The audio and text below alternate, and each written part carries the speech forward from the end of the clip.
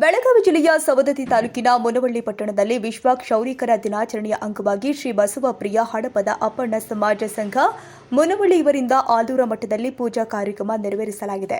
ಈ ಸಂದರ್ಭದಲ್ಲಿ ವಿಶ್ವ ಕ್ಷೌರಿಕ ದಿನಾಚರಣೆ ಕುರಿತು ಅಸೂಟಿ ಗುರುಗಳು ಮಾತನಾಡಿದರು.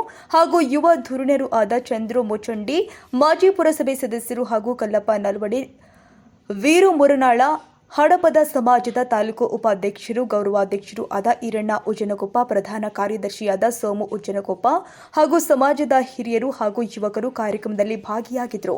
Bureau report, public news power Kannada, Savadatti. ಯಾರು ಹಡಪದ ಅಪ್ಪಣ್ಣನವರ ಚರಿತ್ರೆಯನ್ನ ಊರ್ಜಿತಗೊಳಿಸಲಿಲ್ಲ. ಇವರು ಮಾಡಿದ ಕೆಲಸ ಅಪಾರವಾದಂತಹ ಕೆಲಸ.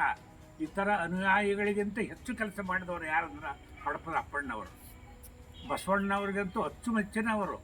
ಏನಾದರೂ ಬಸವಣ್ಣನವರು ಎಲ್ಲಾದರೂ ಸ್ವಲ್ಪ ತಪ್ಪಿದ್ರು ಅಂದ್ರೆ ಸ್ಪಷ್ಟವಾಗಿ ಹೇಳುವಂಥ ಧೈರ್ಯ ಆ ಅನುಭವ ಮಂಟಪದಲ್ಲಿ ಯಾರಿಗಾದರೂ ಇದ್ದರೆ ಹಡಪದ ಅಪ್ಪಣ್ಣವ್ರಿಗೆ ಇತ್ತು ಅಂತ ಅನ್ನೋದನ್ನು ನಾವು ಕಾಣ್ಬೋದು. ಹೀಗೆ ಅಪ್ಪಣ್ಣನವರು ತ್ರಿಕಾಲ ಪೂಜಾ ಇವರದು. ಪೂಜಾ ಇಲ್ಲದೆ ಹೋಗುವಂಗನೇ ಇಲ್ಲ. ಎಲ್ಲೇ ಶರಣರು ಇದಕ್ಕೆ ಹೋದ್ರೆ ತಾವು ಕಂಪ್ಲೀಟ್ ತಿಳಕ ಮಾಡಿದ್ರೆ ಹೋಗ್ತಿದ್ರು ಅಂತನ್ನುವಂಥ ಮಾತು ಅವರ ಚರಿತ್ರೆಯೊಳಗೆ ಬರ್ತದೆ. ಇಂಥ ಇದರೊಳಗೆ ನಾವು ಅನುಸರಿಸಬೇಕಾದದ್ದೇನು ಅಂದ್ರೆ ನಮ್ಮ ವೃತ್ತಿ ಗೌರವವನ್ನು ಕಾಯ್ಕೊಡು. ನಾವೇನೋ ಒಂದು ವೃತ್ತಿ ಮಾಡ್ತಾ ಇದ್ದೀವಿ. ಈಗ ಹಡಪದ ಒಂದು ಕೆಲಸವನ್ನು ಮಾಡ್ತಾ ಇದ್ದೀವಿ. ಎಷ್ಟೋ ಮಂದಿ ಮಾಡ್ತಾರೆ, ಕೆಲವು ಮಂದಿ ವ್ಯಾಪಾರವನ್ನು ಮಾಡ್ತಾರೆ. ಆದರೆ ನಮ್ಮ ವೃತ್ತಿಯಲ್ಲಿ ನಾವು ಅತ್ಯಂತ ನಂಬಿಕೆಯಿಂದ ನಾವು ಕೆಲಸ ಮಾಡ್ಕೊತಾ ಹೋಗಬೇಕು. ಜನರ 4 ಮಂದಿ ಯಾವಾಗಲೂ ಬೇಕಾಗಬೇಕು.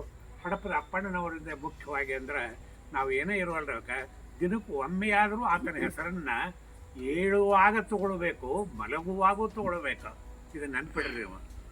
ಎದ್ರಂದ್ರೆ ಅಪ್ಪಣ್ಣ ಅಂತ ತಿಳ್ಕೊಂಡು ಅಂದು ಹೇಳ್ರಿ, ಮಲ್ಕೊಳ್ಳೋ ಮುಂದೆ ಅಪ್ಪಣ್ಣ ಅಂತ ತಿಳ್ಕೊಂಡು ಮಲ್ಕೊಳ್ರಿ. ಮತ್ತೊಂದು ಏನು ಮಾಡಬೇಡ್ರಿ ನೀವು. ಅಂಥ ಮಹಾಜ್ಞಾನಿ, ಅಂಥ ಗುರು ಆತನೊಂದು ಇದನ್ನು ಎಷ್ಟು ವರ್ಣನ ಮಾಡಿ ಹೇಳಿದ್ರು ಕಡಿಮೆ. ಅದಕ್ಕೆ ಅವ್ರ ವಚನಗಳನ್ನು ಮುಂದಿನ ಸಲ ಇದು ಮಾಡಿರಿ, ಅಥವಾ ಒಂದು ಯಾವಾಗಾರ ಸಂದರ್ಭದೊಳಗೆ ಒಂದು ಮುದ್ದಾಮ ಇಟ್ಕೊಳ್ರಿ ಕಾರ್ಯಕ್ರಮನ.